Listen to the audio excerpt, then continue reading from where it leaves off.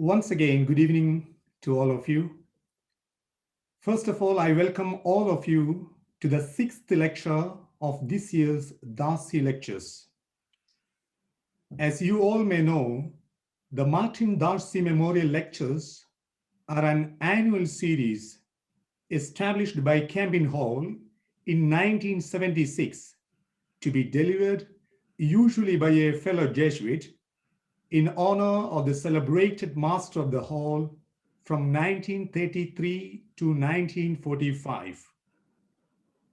It is held in collaboration with the Georgetown University Press. Revd Dr Patrick Riordan, a senior fellow in political philosophy and Catholic social thought at Campion Hall, delivers this year's lectures. During these lectures, Father Riordan explores the concept of common good through the three lenses of Aristotle's philosophy, Catholic teaching, and contemporary political liberalism. Last week, Father Riordan discussed the question, does political Augustinianism help?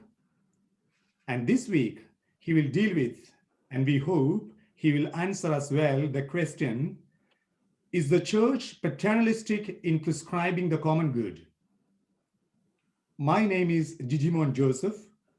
I'm a Jesuit from India and a member of Campion Hall. At present, I'm reading for a doctoral thesis in Oriental Patristics at the University of Oxford. It is my great pleasure to chair today's webinar. At the end of this lecture, we will have the opportunity to ask questions. So please write down your questions in the Q&A chat session of this Zoom platform. I will be grateful if you keep the questions short.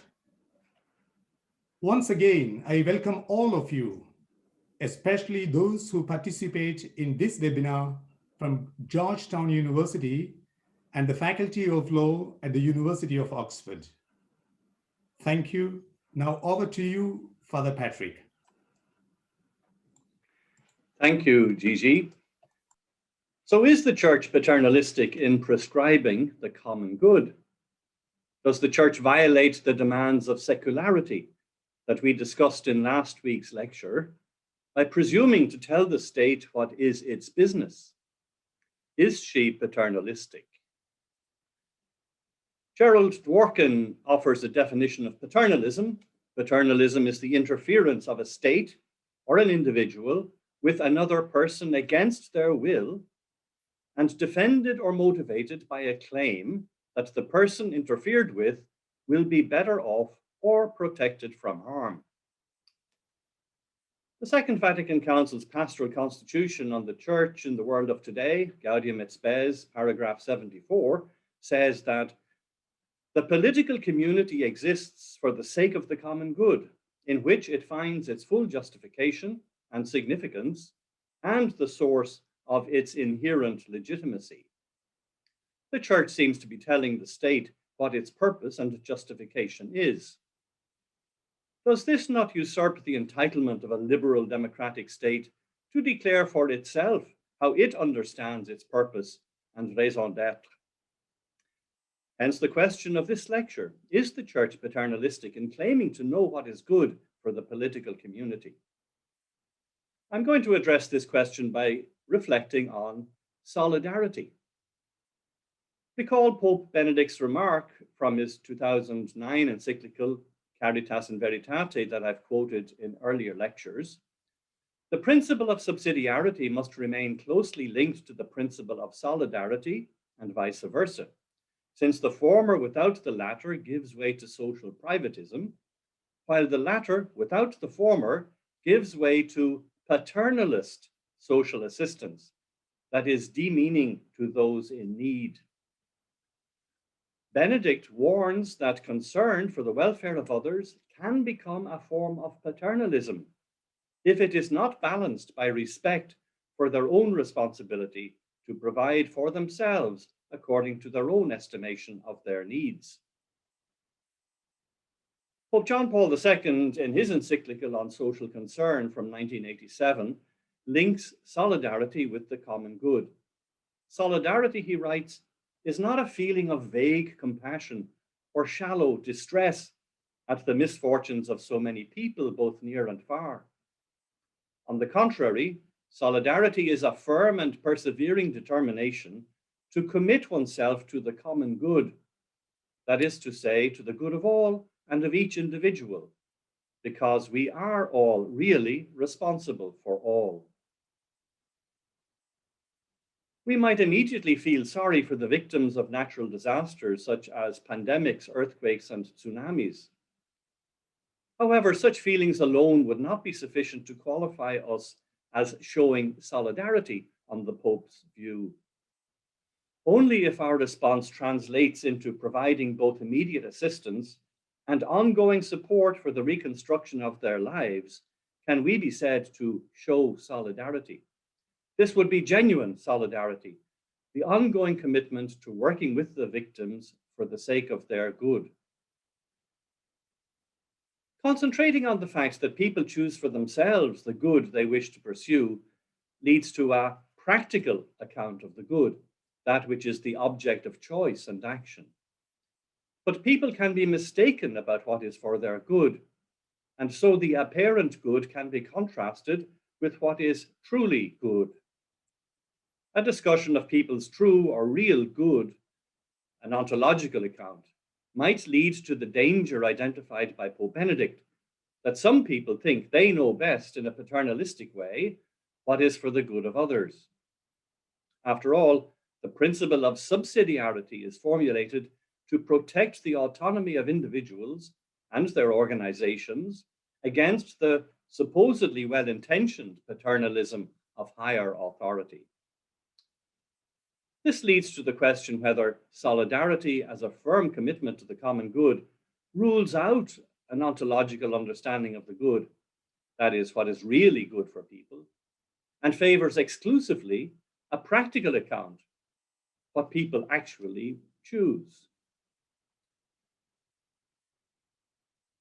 In my first section, I will use three distinctions to outline possible meanings of solidarity. Then in the second section, I will clarify the relationship between a metaphysical account of the good and a practical or ethical account. And in the third section, I will argue in favor of an understanding of the relationship between solidarity and common goods, which allows room for a commitment to the goods of others, of which they themselves may not be aware. The point is to secure philosophically the legitimacy of speaking of people's goods, which those people may not or not yet have chosen for themselves, and hence to secure the appropriateness of the Vatican Council pronouncing on the point of liberal democratic states without falling into the error of paternalism, and Pope Francis pronouncing on care for the earth and care for the poor. Two popular misconceptions make it necessary to introduce a number of distinctions. One misconception is the spontaneous assumption that to speak of persons' goods, which those persons have not identified for themselves as their own good, is to impose on them a vision of their good against their will, and that would be a grave violation of their autonomy or freedom.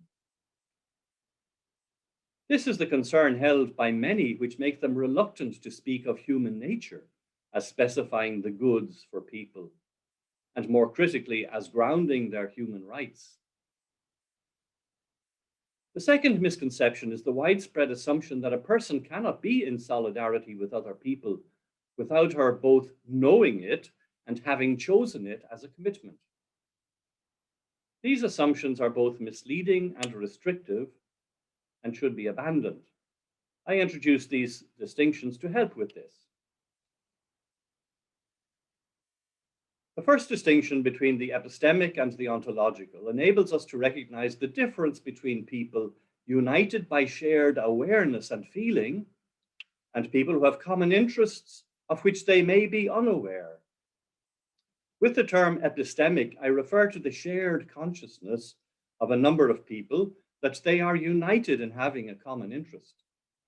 When solidarity is used in this sense, the emphasis is on the shared consciousness, the awareness of members of the relevant group that they are linked with all others who share in the same interest.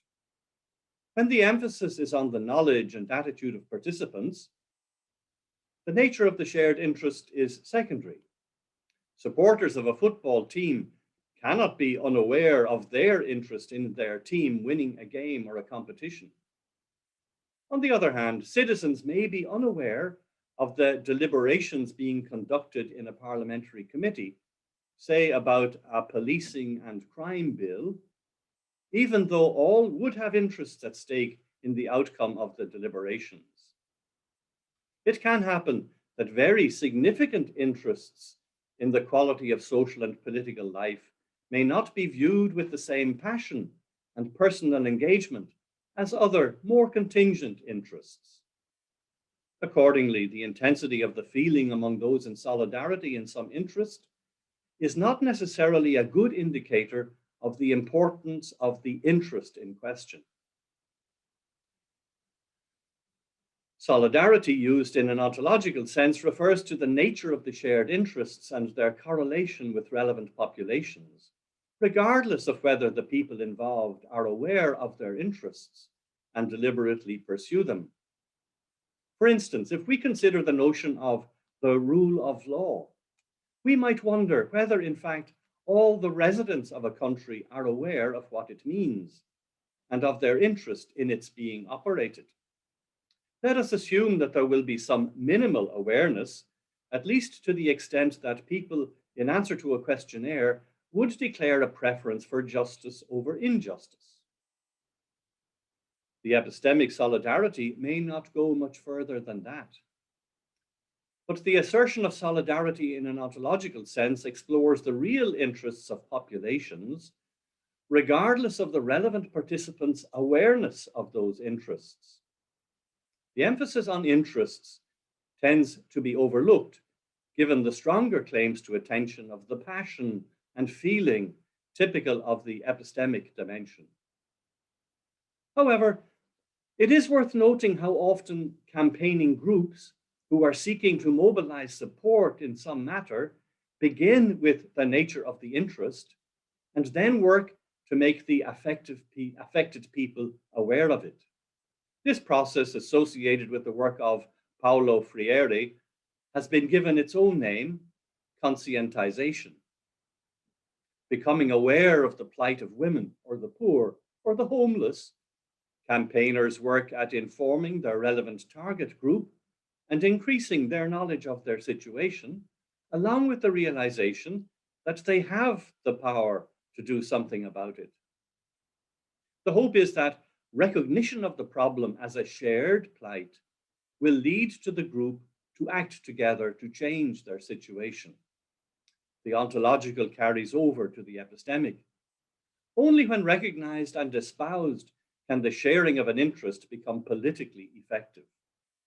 A contemporary example is the fostering of awareness of environmental issues as being of interest to every person on the planet, since none can remain unaffected by contaminated air, earth, and water.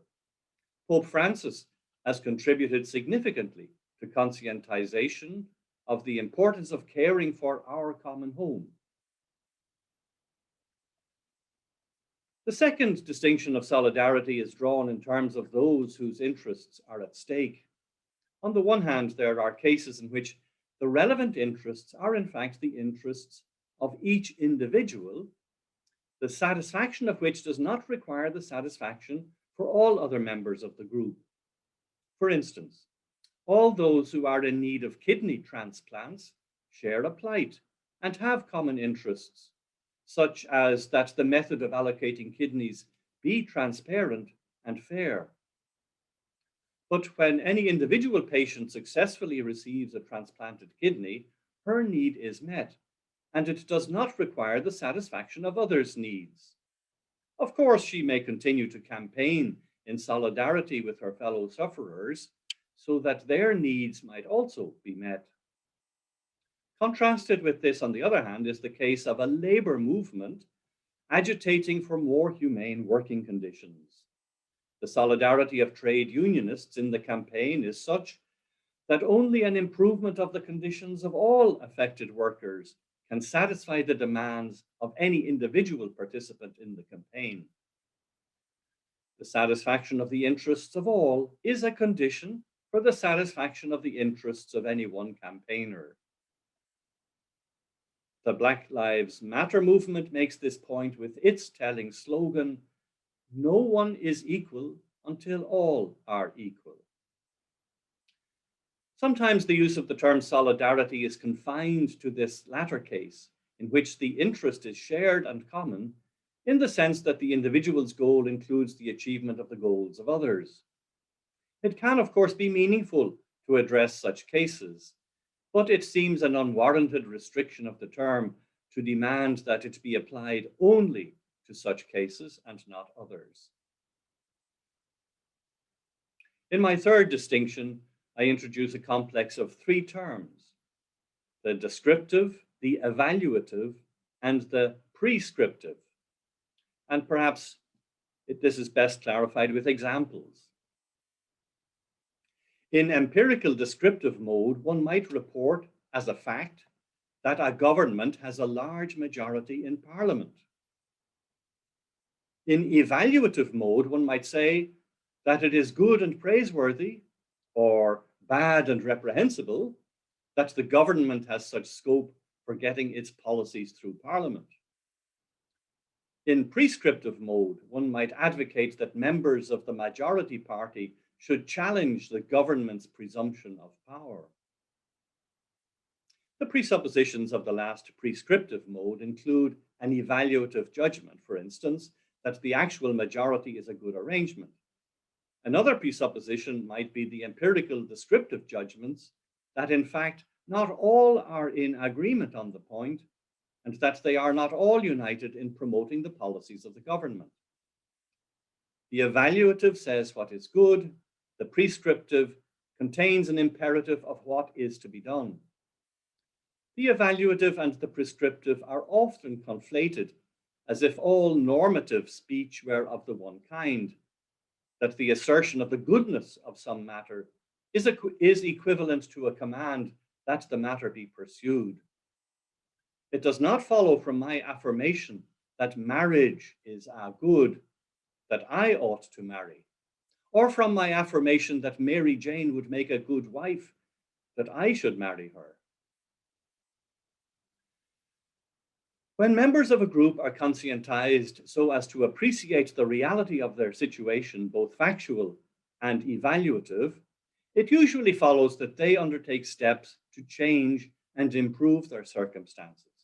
They address each other in prescriptive terms, speaking of what ought to be the case and what they see themselves as obliged to do. They address relevant others, including authorities, also in prescriptive terms, drawing out implications of what those others ought to do. However, at the heart of such prescriptive talk, and fundamental to any assessment of its justification, will be a set of evaluative judgments. Those judgments and the arguments based on them will have to invoke the real interests of both the speakers and the members of their audiences. The truth and adequacy of such judgments will depend on whether or not the invoked interests can be upheld as real, grounded in what is for the benefit of all. With these three distinctions, we can revisit the two assumptions mentioned above to clarify their distorting effect. The existence of an interest, for instance, our interest in clean air, does not depend on whether or not or how widely it is recognized. However, for the political impact and effectiveness of existing interests, it is necessary that relevant groups become aware of their interests and choose to pursue them. In the light of this, it is clear that the assertion of the existence of an interest is not an imposition of a view of a good on anyone, but is an invitation to relevant people to recognize where their interests lie and undertake relevant action. There can be a solidarity of shared interest between people otherwise strangers to each other that does not presuppose the conscious embrace of the particular interest by all concerned. But such interests, when affirmed, normally lead to an attempt to conscientize people, such that their awareness of their bondedness with others is heightened, and they actively pursue the realization of their real interests. This kind of solidarity does not entail any kind of imposition of one view of their good on others, but is consistent with allowing them free choice in response to what is discovered.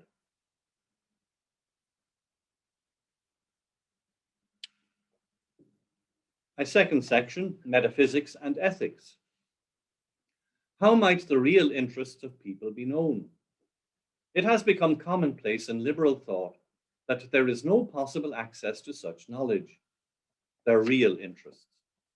The reason for this is to be found in the heightened valuation of autonomy. The respect due to autonomy has become a dominant demand in liberal political thought. Ronald Dworkin, in his last great work, Justice for Hedgehogs, refers to the indignity of usurpation when someone decides for the good of another.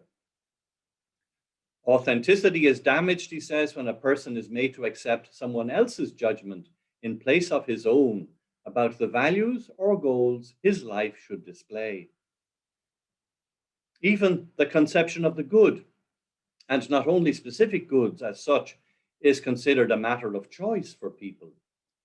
This point is disputed by critics like Michael Sandel, who question how it is possible to choose one conception of the good in preference to another if the chooser is not already in possession of certain standards rooted in a conception of the good, according to which one conception will appear superior to another. This challenge doesn't seem to faze the liberal advocates who insist on the fundamental autonomy to choose a conception of the good. Obviously, those advocates would be skeptical of an account of solidarity which stressed unacknowledged interests, and would more likely give priority to the chosen and acknowledged self-identification with like-minded others. An epistemic rather than ontological notion of solidarity would suit them best. There is an alternative account of the good which does not exclude the practical, but recognizes also the metaphysical by rooting human common goods in a view of human nature. Reference to human nature as a source of knowledge about what is good for humans typically provokes an anti-essentialist reaction. In the context of debates about the United Nations development work, Martha Nussbaum has challenged the simplistic assumptions of her colleagues in the rejection of any consideration of human nature. She acknowledges the anxieties that no one person's view of the good should be imposed on others, and that no single culture should be allowed to dominate such that other cultures become marginalized in the specification of what is human, and that care should be taken so that the experiences of all should be considered.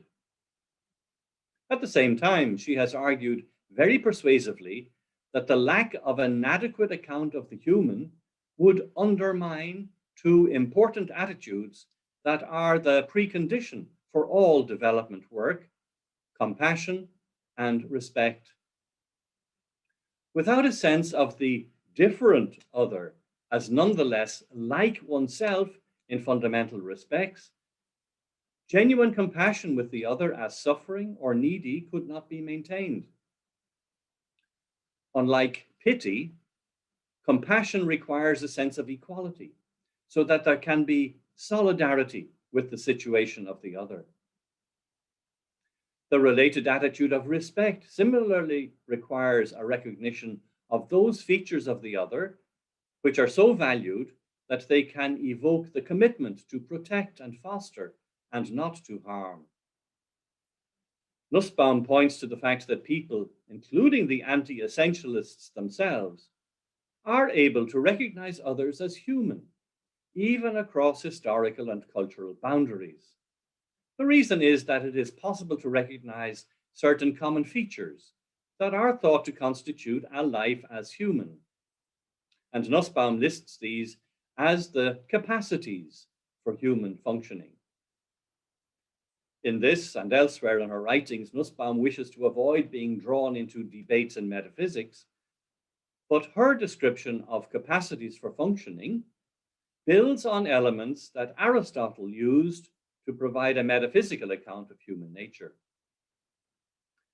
Aristotle's view that all action is for the sake of some good is not to be read only in a practical sense, but in a metaphysical sense also.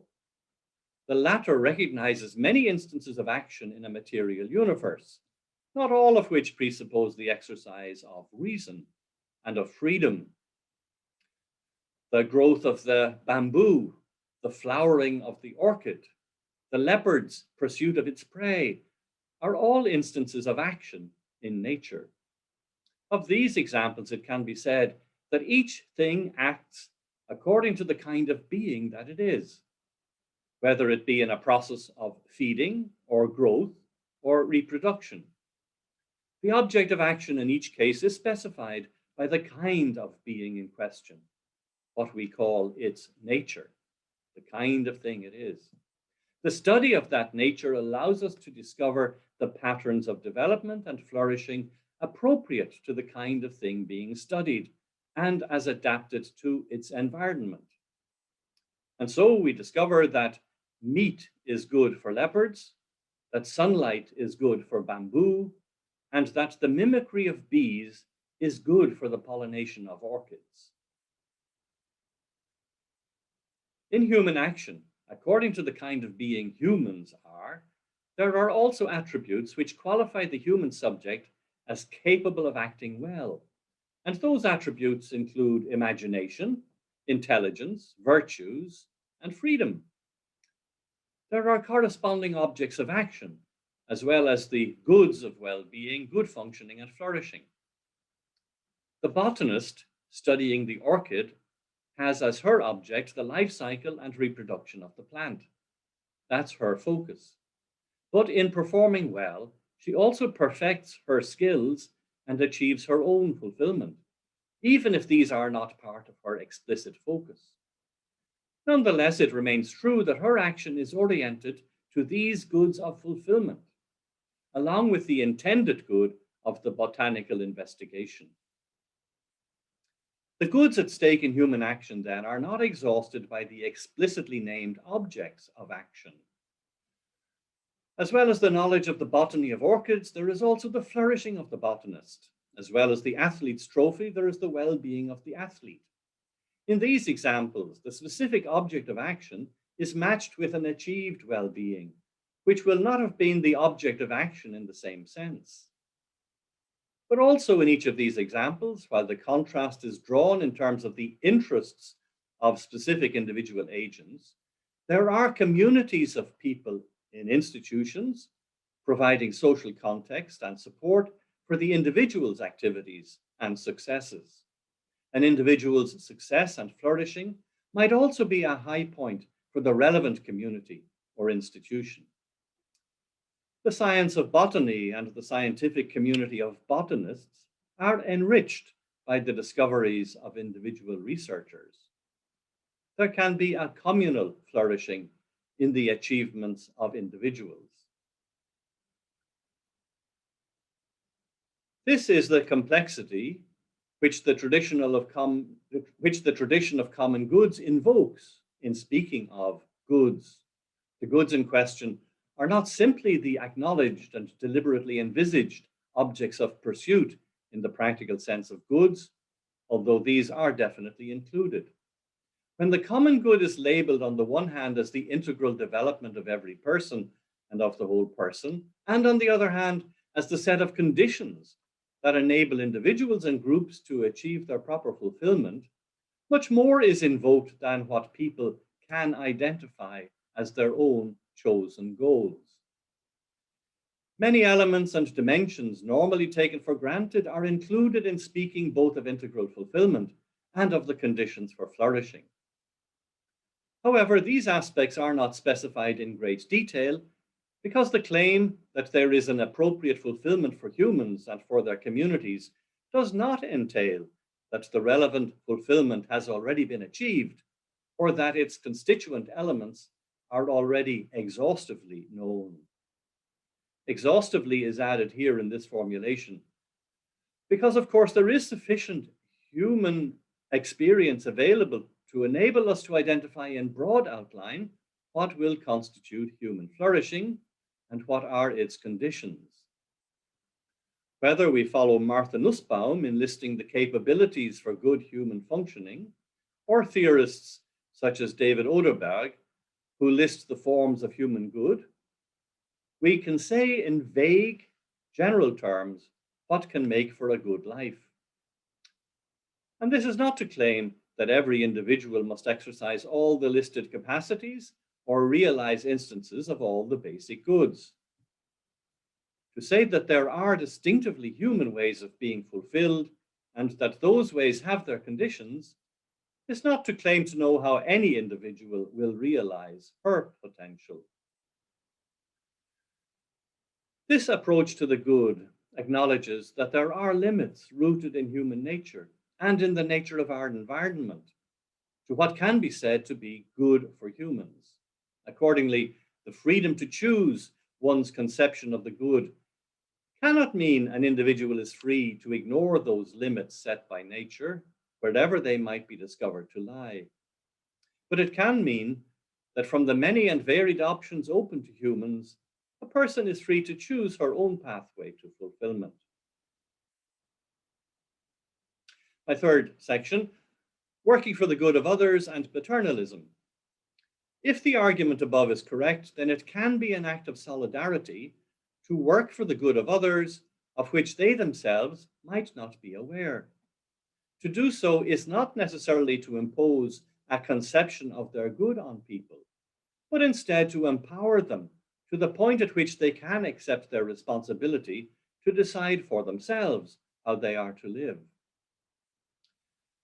Many professionals find themselves in the position of working for the good of others, where those others are not in a position to evaluate what is proposed to be done on their behalf. Professional ethics in medicine requires that physicians and surgeons, where possible, obtain the consent of their patients for the treatment proposed. For that consent to be meaningful, patients must be informed of the nature and duration of the proposed therapy and its likely risks and possible side effects. However, despite the availability of online diagnostic aids, patients rarely, if ever, attain the levels of knowledge, competence, and experience of the professionals. And so the consent given is based on trust. The trust offered is not blind, since the patient can rely on the professional accreditation of the medical staff, their public reputation and prior record, and on the existence and operation of standards of accountability and professionalism in the various fields of medicine. So the oncology patient submits to the regime of radiation and chemotherapy, placing great trust in the professionals. It is not only the trust of their patients which provides the physicians and surgeons and other medical staff with the assurance that the treatment they offer is genuinely for the good of the patients.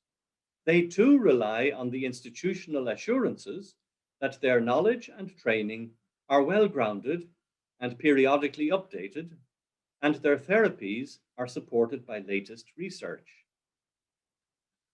Also, regimes of quality assurance and accountability confirm them in the confidence that their work for the good of others is commendable. Trust is a good in common in that patient-doctor relationship. The shared standards and institutions that support the trust between doctor and patient are also valuable goods in common that must be sustained. The professionals in healthcare provide us with a model of what it means to work for the good of others, where those others cannot and do not specify their own good in concrete terms. What model would apply to leaders in business or politics? Business leaders in market economies have traditionally relied on consumer choice to validate their investment decisions. If the consumers don't want the product, they won't buy it, so the business will fail. Business is successful when it manages to meet a consumer demand, and hence market feedback is taken as providing business leaders with the assurance that their action is for the good of others. The entrepreneur doesn't have to decide on behalf of others what is for their good. The consumer expresses his own decision as to his good by exercising choice in the marketplace. Business people know that their freedom to pursue their own good by serving the goods of others must be done within politically set parameters. The political question must address the appropriate parameters for ensuring that the market serves the common good.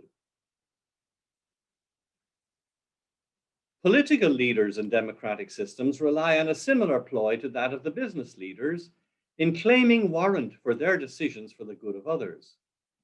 Just as consumer feedback in the market was taken to reassure business leaders that their products catered for the good of their consumers, so also does the ballot box offer the politician the assurance that her decisions indeed cater for the voters' good.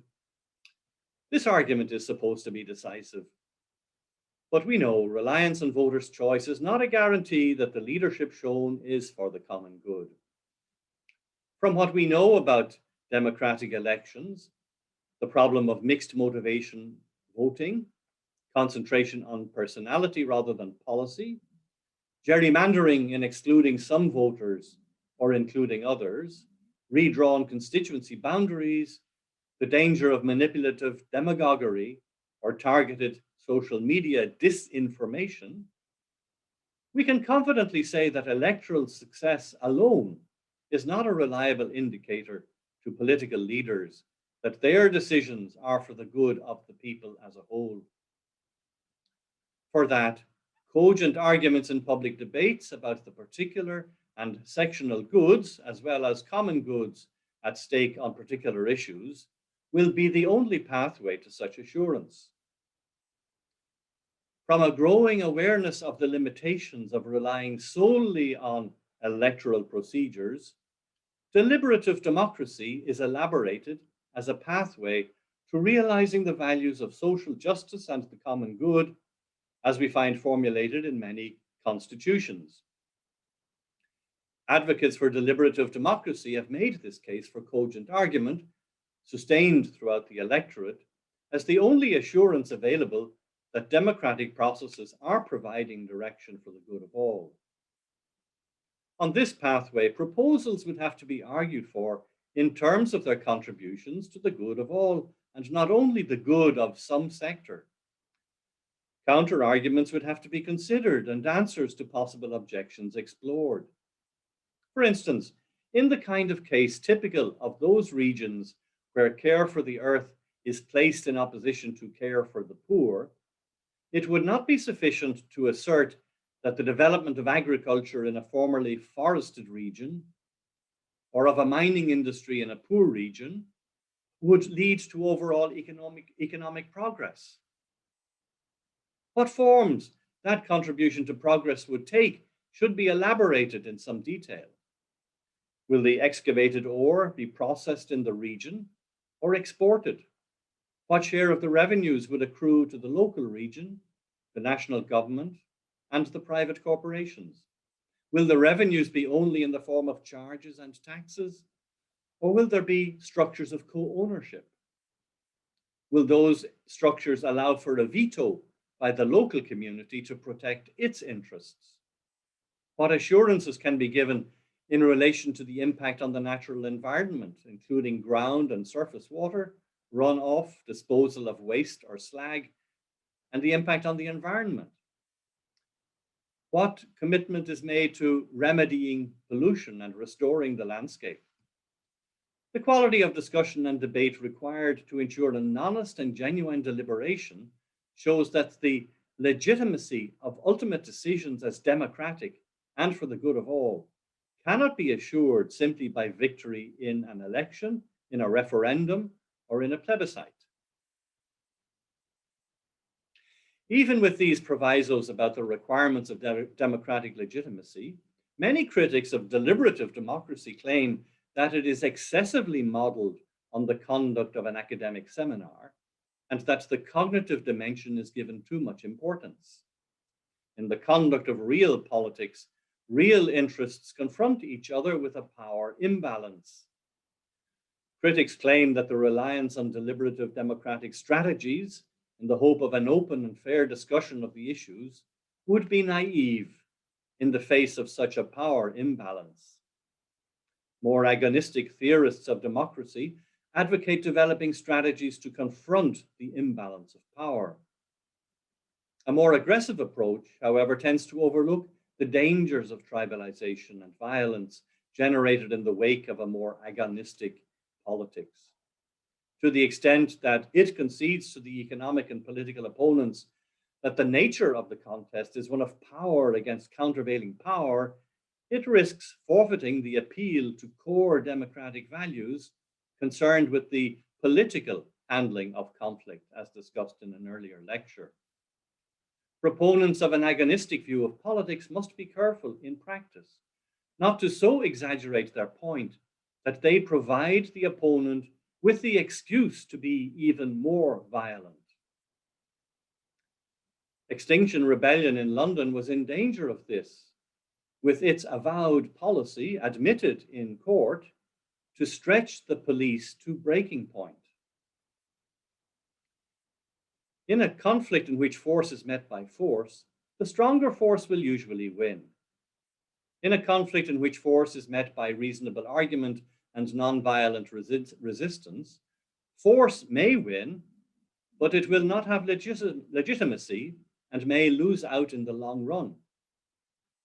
In a conflict in which reasonable argument is met by argument, there is a possibility, but not a guarantee, that the better argument and the more reasonable case will prevail. How might a case be made against powerful interests, for instance, whose proposals to develop mining put at risk the ancestral domains of indigenous peoples and the environmental resources of a forested landscape and clean water? Invoking the common good in making such a case means appealing to the two criteria that are at the heart of common good analysis. It relies on showing, first of all, that proposals are objectionable when they fail to take into account the warranted concerns of affected persons and groups, when those people are not admitted into the deliberations about matters which concern their livelihood and survival, or when their participation is tolerated only as cosmetic gesture, then the decisions arrived at cannot enjoy the stamp of legitimacy.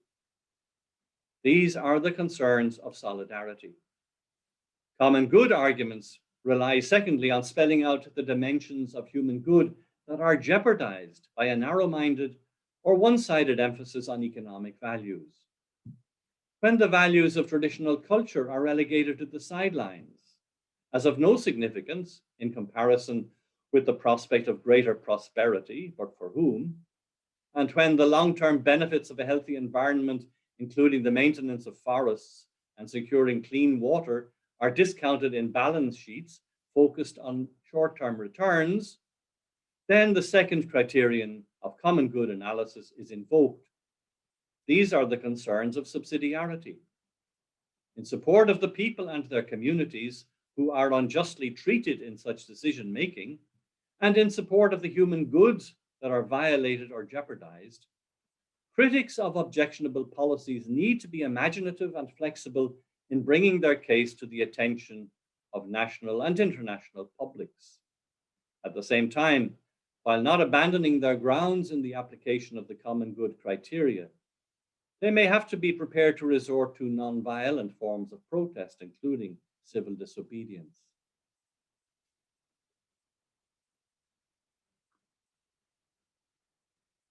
And so I come to my conclusion. I have explored the question whether the church might be in danger of paternalism, knowing best what is for the good of the political community that it might not have chosen for itself. A first section of my paper reviewed relevant distinctions of solidarity. The validity of assertions of interest-based solidarity was affirmed. The second section considered debates about knowledge of the good and whether an ontological account rooted in a view of human nature is compatible with human freedom. This developed the argument in support of the legitimacy of assertions of solidarity in the name of common goods that are not necessarily as yet acknowledged by the people concerned. In the third section of reflection on professional responsibility for the good of others, enabled a clarification of the role of political leaders. Reliance on procedural correctness alone is not sufficient to ensure the justifiability of policies. Even with the cogent criticisms of an excessively cognitivist approach to deliberative democracy, there is no way around the task of engaging in the evaluation of proposals and policies in terms of the common good. That evaluation will rely on the two criteria of the common good: whether all affected persons and their concerns have been included and adequately addressed, and whether all relevant dimensions of the human good have been respected in the deliberation and in the conclusions. Since these criteria are oriented to the inclusion of all affected persons and the inclusion of the full range of their legitimate concerns, any accusation of paternalism must lack foundation, given that the goal is the empowerment of those people and groups to secure their own interests. Any political community, any state that attempted to exclude itself from the specification of its purpose in terms of the common good would expose itself to critical review. Which aspects of human goods will it denigrate or deny space to? And which persons or groups will it exclude from a share in the benefits of cooperation? We are unlikely to find states that will answer those questions with the kind of information made explicit and transparent as the questions demand. Next week, we will consider the limitations of human reason as exercised in different disciplines, such as law and economics. Bounded reason will be the topic. Also, the topic of normativity will be addressed in the next lecture. Thank you for your attention. Thank you very much, Father Patrick, for the insightful discussion on today's theme, and especially elaborating on the question, does solidarity as a firm commitment to the common good rule out an ontological account of the good and favor a practical account? So that was wonderful. So now we have some time for questions and clarifications. And please continue to write down your questions in the Q&A chat session. Meanwhile, we have the first question here. Do you identify paternalism with patriarchy, or do you distinguish between them? Thank you, Gigi. Yes, that's a searching question. In the definition of paternalism that I quoted at the beginning, it was from the Stanford Encyclopedia of Philosophy. Gerald Dworkin was the author. The phrase "against their will" was very important. You know, paternalism is when the good of persons is imposed on them. The definition spoke of people are interfered with, or groups are interfered with by authorities against their will. Now, the usual positive instances of paternalism are when parents or educators take care of children who are not yet in the position of being able to form their own will as to what is their own good. So when a mother says to the child, "Eat your greens, it's for your good, it's good for you, eat your broccoli," that is not to be deemed as something wrong or immoral or improper. The parent is doing what is for the good of the child, even if it seems to be against the child's will at the time, because the parent does have responsibility for raising the child to a position of healthy competence and also independence and an ability to make their own life choices. And I make the point here using the example of the mother, because although the word paternalism is used, it isn't necessarily a father, pater, that is paternalistic. It can be the teacher, the mother, the carer, someone who has charge of children who have to be taken care of. Patriarchy is, curiously enough, it's the title of a book by Robert Filmer that was challenged by John Locke. When John Locke wrote his 2 treatises of civil government, he was challenging patriarcha, Filmer's assumption that authority and power comes from the king, comes from the single male authority, and is devolved downwards, perhaps. Patriarchy, modeled perhaps on the experience of animal societies, where there's an alpha male that dominates the family, dominates the clan or the tribe, taken by many to be an appropriate model for human society. And we know that that is not the case. I mean, part of my whole argument has been in terms of defending an understanding of liberalism and democratic liberalism, political liberalism, as appropriate to human society, and patriarchy is not consistent with that. There are other things that might be said from an anthropological point of view about the benefits of patriarchy, but I don't want to go there. But it helps me to clarify that there is a positive sense to paternalism. It isn't necessarily all negative. But what we were raising was the question whether the church is violating a norm in imposing a view of the good on states. But as I point out in my lecture, and perhaps didn't stress enough in the conclusion, is there any state that is prepared to say, we will violate the norms of the common good, we will exclude certain people, we know that they do it, but they don't say that they will do it? And is there a state that will say, we are going to discount completely some dimension of human functioning or human well-being, such as the religious dimension? There are states perhaps that do that, but then they show the evidence for why they have not got legitimacy. Thank you, Patrick. And we have another question here. Is it not wrong to impose a view of the good on someone? Yeah, I think that's a question I think I've handled there in the earlier answer. It isn't always wrong. It is correct. You think of children who, unless they have been introduced by somebody to art or to music or to literature or to the joys of mathematics, until they've been introduced into these things, they can't grow in the enjoyment of those activities and appreciate the values that are at stake in them.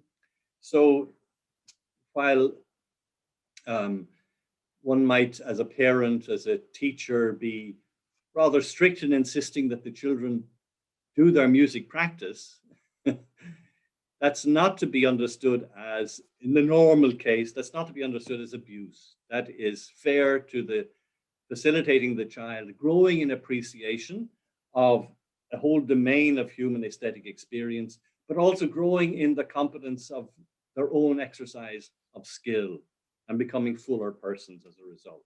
So it's not always wrong to work for the good of others where the children in question or the people in question reject what is proposed to them in the short term. Thank you very much, Patrick. So we have still another question here. Do you distinguish evolution from prescription? Are they both normative? What do you say about it, Patrick? Oh yes, that was one of my distinctions, to distinguish between the descriptive, the evaluative, and the prescriptive. And often I think these latter two, the evaluative and the prescriptive, are confused, or they're lumped together too quickly in what is normative. I think evaluation, and this is a distinction that links into a distinction that I think we can make between understanding and justification. We can come to a view of what is going on in some situation and evaluate it. Is so-and-so a good political leader? Is so-and-so a good prime minister? Let's evaluate the person's performance. We might disagree in how we apply the standards, but at least in a reasoned argument, we will be able to give an account of the criteria we are using as to what it is to be a good political leader, what it is to be a good politician, and then the evidence for why we think the criteria are being met. But nothing necessarily follows from our discussion and our coming to an evaluative conclusion, because we don't have an opportunity for acting. Until there's a next election or until there's some opportunity of changing, we may not be able to do anything about it. So prescriptive talking arises where there is the possibility of doing something about it, and we say to one another what it is we ought to do. What should be the consequences for our action as a result of the evaluations that we have made. And I think it's in that regard that there's a relevant notion of justification. What are you doing? Why do you want to do that? What is it you are pursuing? I have to do more than simply explain in terms of pointing to the evaluations I'm relying on. I have to give a fuller account, because action, the prescription requiring action, is following on the basis of an evaluation. Thank you. And that's a question that we'll be addressing next week also in the context of a further discussion of normativity, because I will be looking at the nature of law and the way in which law is prescriptive. Thank you, Patrick. We have a few more questions we have received in the Q&A. Since we are almost closer to 6:30, we will end with this last question, I would say. Perhaps I think that you will reply to other questions personally. Can it be meaningful to speak about choosing a conception of the good? What do you say about it, Patrick? Yes, that's where I have challenged, well, what Dworkin wants to say, that, and which the Supreme Court of the United States has also affirmed in various cases. Justice Brennan, I think, was the relevant judge, that people's liberty that is to be protected by the Constitution includes the freedom to choose a conception of the good. And that is, on the face of it, incoherent, because how do you choose unless you've got some grounds on which to evaluate something as better or worse or preferable to the other? So you already have operative some conception of the good. So, but in taking that stance, in saying these remarks about choosing a conception of the good are incoherent, I as a philosopher, I'm obliged to try and understand, well, what might be positive in what people are thinking when they make that kind of claim, and what might be defensible. And I can look back, for instance, over various experiences, including those in my own life history. I was brought up in Ireland in the 1960s, before the troubles in Northern Ireland broke out again in the end of the 1960s. And part of the culture of my upbringing and my schooling was a very nationalist and Republican upbringing that had also honored men of violence in our country's history. You know, the people who went out in 1916, as we say, and lost their lives in fighting for, they thought, a very noble aspiration. But the experience of the recurrence of violence in Northern Ireland, and then the emergence of the armed struggle again from nationalist Republicans, brought home to me and to many of my contemporaries, we have to look again at these standards of a good life that we've inherited and that we've been brought up in, and revisit them. So in order to do that, it wasn't a matter of simply saying, okay, let me go into the supermarket and see different conceptions of the good and I'll choose one rather than another. It was about rebalancing elements that were present in our own culture, in our own total picture of what we valued, what our values were, and recognizing fundamental contradictions between an embrace of a violent path and an embrace of a Christian stance of fostering justice and community. So I think from a personal history, one can say, yes, it is possible to change one's conception of the good, but not that one has chosen pre-packaged conceptions available like on a supermarket shelf, but one revisits elements of one's life set of values and corrects misemphases in the light of other values already embraced. Once again, thank you very much, Patrick, for this wonderful lecture. And on behalf of Campion Hall and Georgetown University Press, I thank all of you participants, for actively participating in this webinar. We will have our next lecture on Tuesday, 8th June at 5:30 p.m. UK time on the theme, Politics and Law, the Limits of Bounded Rationality. And once again, thanks to all of you. See you all next week. Thank you very much. Thank you. Thank you. Bye-bye.